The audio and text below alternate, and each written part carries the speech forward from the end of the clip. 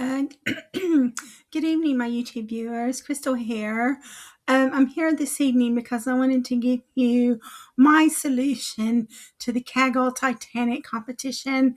And in this competition, I used XG Boost or XGB classifier to solve the problem.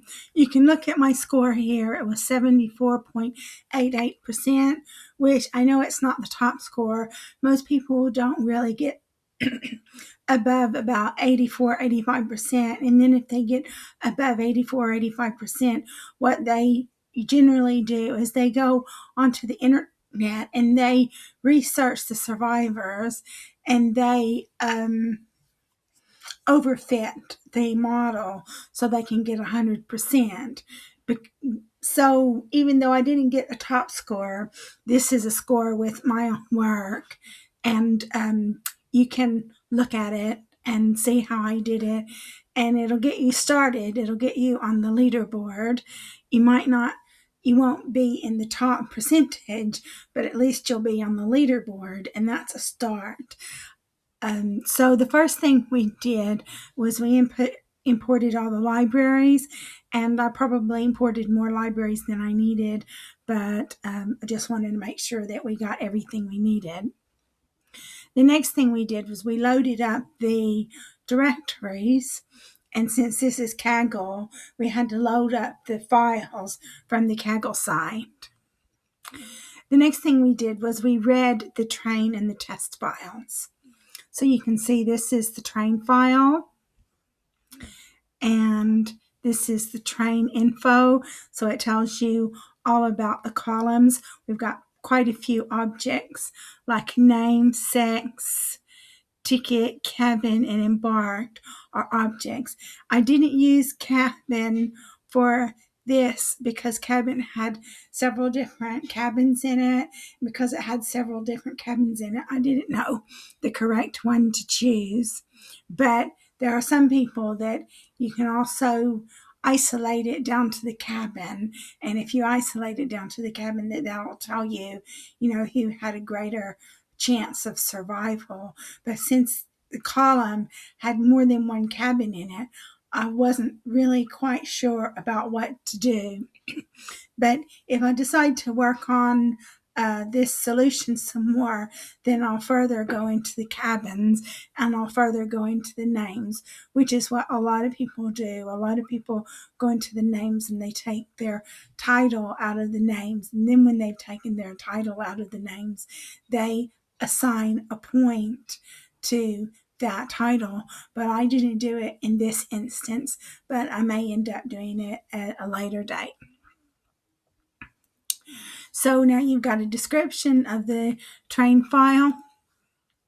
And so we did exactly the same thing to the test file. You've got the test file here. You've got info on the test file.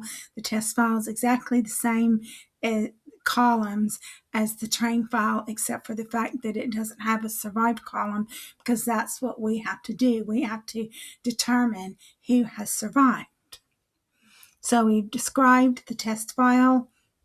And the next thing I've done is I've input coding in there to find out if there are any null characters in the train file and the test file. And you can see the coding right here. You can see in the train file, we had null characters in cabin, age, and embarked.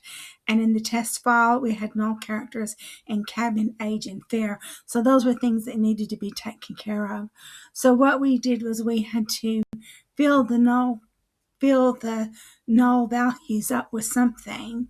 So cabin, fare, and embarked were filled with the mode, which is the center value, and we had to fill the missing values of the age, and I just chose to put the median age in there to fill the missing values with.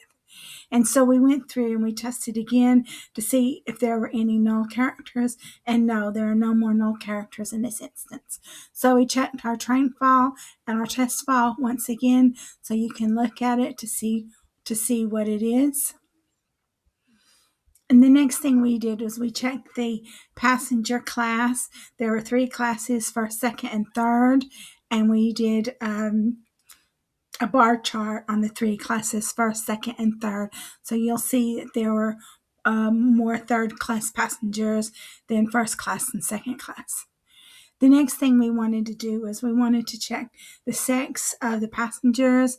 So 233 females survived, but 109 males survived in the train file.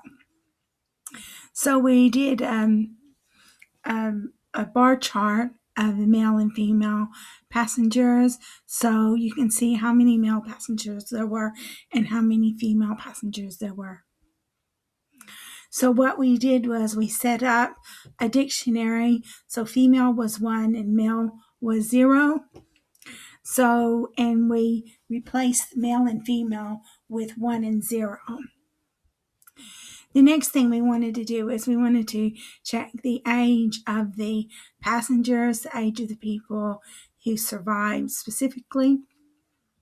So that's a lot of people. People were all the way up to 80 years old.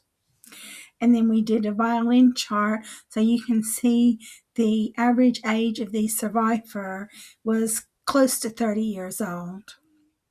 And leading up to that point, it was less, and leaving that point, it was less. So what we did now is we inserted some code in here to give you a bar chart of the ages of the survivors. The next thing we did was we set up segments. So we split the ages up into segments, and we put this into another column called age range, and we cut out the age file. And after we split the ages into segments and cut out the age file, we did a group by for age range, and so you can see that there are 5 age ranges now. So we set up a dictionary of the age ranges, and this dictionary of the age ranges, we replaced the different age ranges with a number from 1 to 5, depending upon their age range.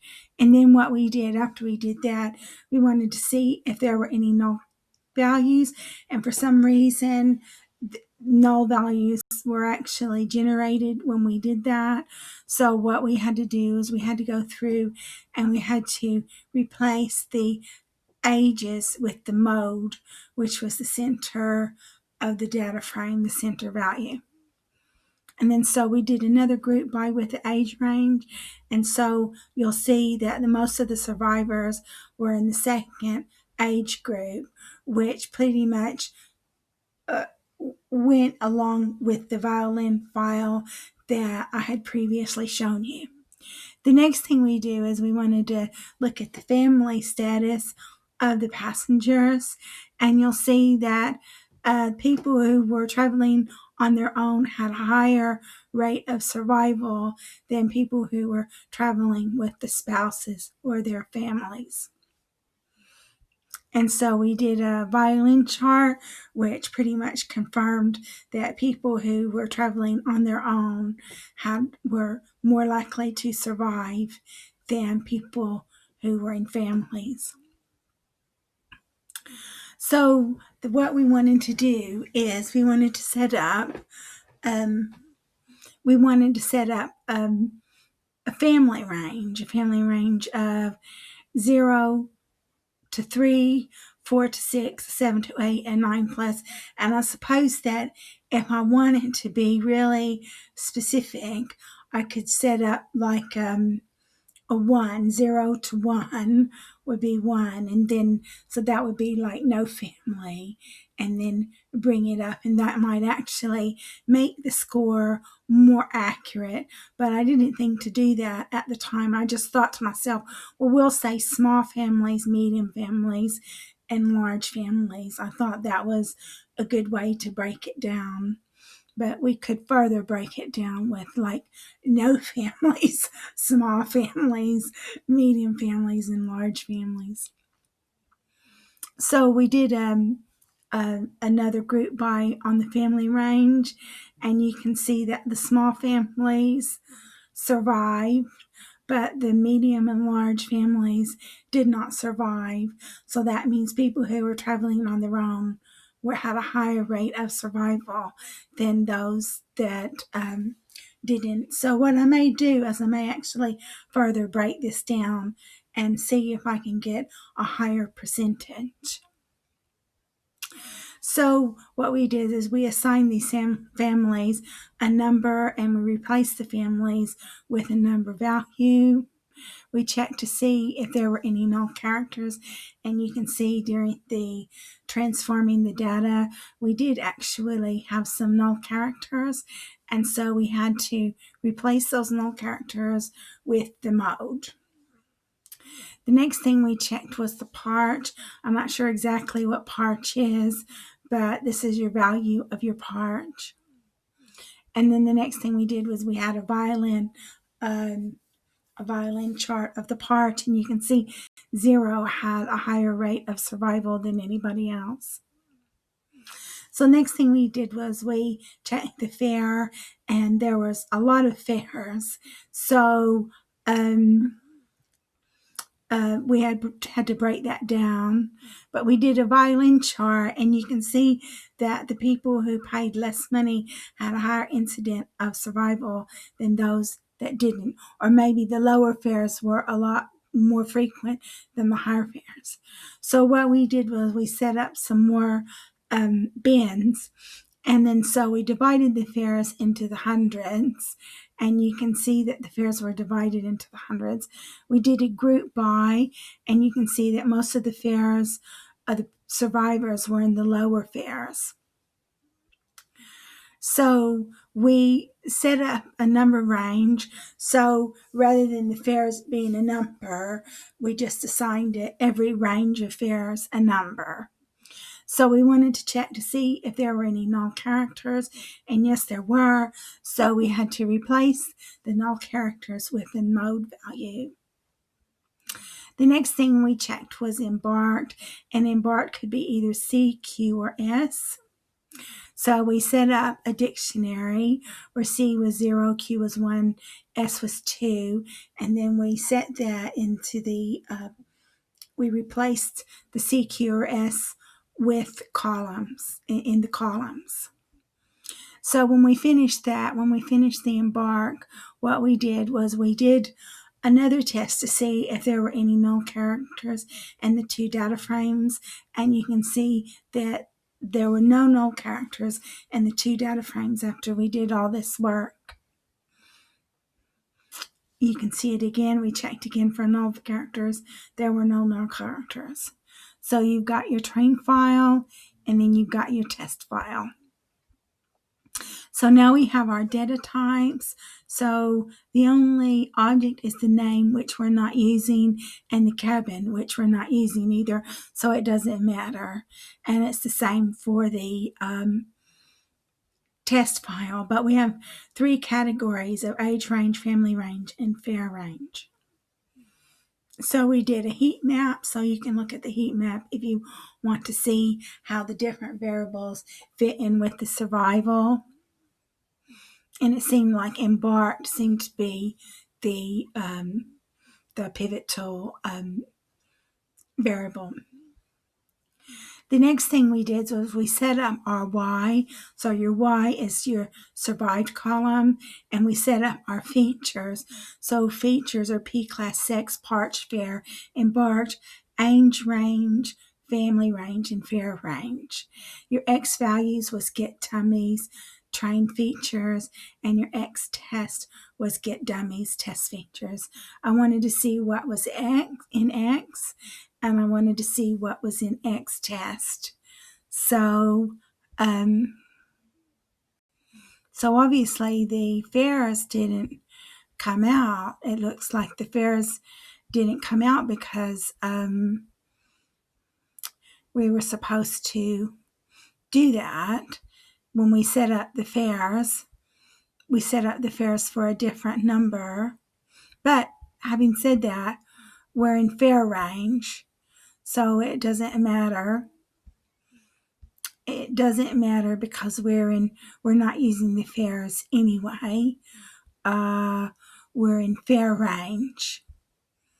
So we're in fare range. So it doesn't matter. I tried to drop the fares, and it didn't drop, but it should have dropped. But nevertheless, we're not going to be using that in this particular competition anyway, because we set it up for a fare range. So we wanted to see what was the next test. And now what we've done is we split our column into a train file and a test file, which you can see here. And then what we did was we used standard scaler to bring all of the values down to the same level. But I set up the standard scaler before I created the bins, so all the values are pretty much at the same level, but we'll leave the standard scaler there just in case. We set up our model, which is XGBClassifier, and the name is XGB. And then we've got some more coding in here. So we set up a K-fold, and we set up CV results, and we set up our print command, which told you it was 81% accuracy. So then what we did was we made our predictions on the validation set. So we set up our model, which is XGBClassifier. We fit our model, and then we set up a false positives, true positives thresholds, so we can set up the ROC curve, which was Y model predict X, and we printed the AUC curve, which is 87%. So we printed the ROC curve, which is 87% as well. So we set up our predictions. So what we're doing here is we're predicting the test set. So that's your X test. And then we set up our output as the passenger ID and survived are the two columns. And then we put that into a file called My Submission, and you get a little message saying your submission was successfully saved.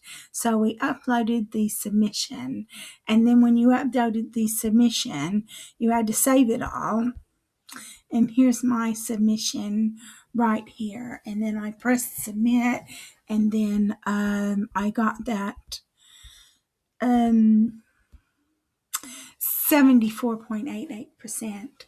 So that concludes it for this solution to the Titanic Kaggle, but I think I'm going to do a little bit more work with it to see if I can improve my score, especially since I've noticed that the families, like people traveling on their own who didn't have anybody with them, had a higher rate of survival than people who were traveling with people. So I'm going to change that and see if I can get my score higher. And that's the name of the game. The name of the game is always trying to travel up the leaderboard. So that concludes it for this code review, and this is my own work that I'm showing you. If you like my video, please like, subscribe, and share. If you like the work I'm doing, I've got my email address down below for my PayPal account because I don't have enough subscribers. But any donations we receive will be very greatly appreciated to help me defray my living expenses. So let me know what you think about this video and what you think about my solution. And thank you so much for watching this video, and I will see you in the next one.